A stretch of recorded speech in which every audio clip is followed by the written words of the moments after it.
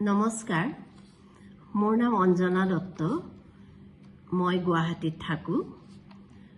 মই পোহৰ জোনাকী মহীশূৰৰ সকলো সদস্যলৈকে শ্ৰদ্ধা জনাইছোঁ, নমস্কাৰ জনাইছোঁ।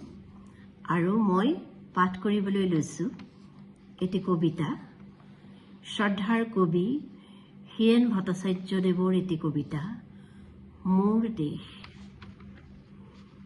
মোৰ প্ৰাণৰো প্ৰাণৰ, মোৰ গানৰো গানৰ, মোৰ দেশ। মোৰ প্ৰতিটো কামে, মোৰ প্ৰতিটো চিন্তাই এই দেশৰ বুকুত ৰচে হয় সোণোৱালী ভৱিষ্যতৰ সপোন। মোৰ জীৱনৰ আহে আহে, মোৰ যৌৱনৰ কোহে কোহে সেই সপোনৰ কলৰোল। দেশে দেশে দেশ আছে, এনে বহু দেশৰ অৰঙে দৰঙে মই ঘূৰিছোঁ। বহু বন্ধুৰ সতে হাতে হাতে হাত ধৰি ফুৰিছোঁ। কেতিয়াবা সাগৰ পাৰত, কেতিয়াবা খেজুৰ তলত, নতুবা পাহাৰ তলিত খন্তেক জিৰাইছোঁ। বন্ধুৰ সতে প্ৰাণ খুলি প্ৰাণৰ কথা পাতিছোঁ।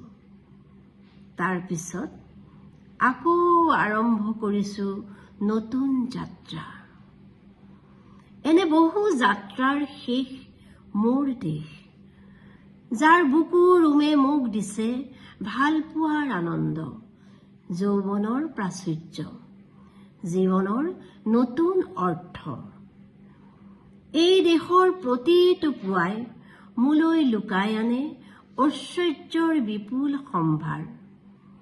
প্ৰতিটো সন্ধিয়াই বৈ আনে স্নিগ্ধ ফুলৰ সুবাস।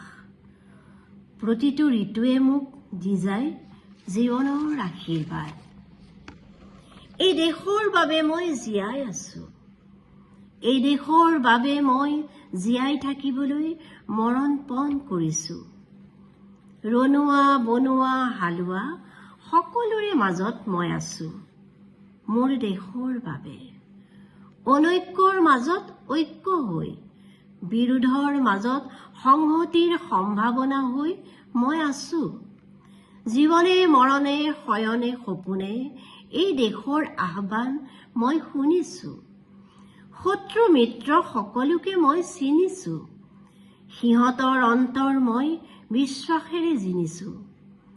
শান্তিৰ চৰাইজুৰিক আজলি ভৰাই মই দিছোঁ ভঁৰালৰ এমুঠি ধান, পৰাণৰ একোটি গান।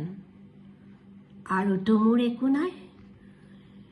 মোৰ দেশ, মোৰ কল্লোলিত সপোনৰ উত্তাল তৰংগই মোক লৈ যায় গভীৰৰ পৰা গভীৰতলৈ, আদৰ্শৰ কঠিন পৰ্বত মূললৈ।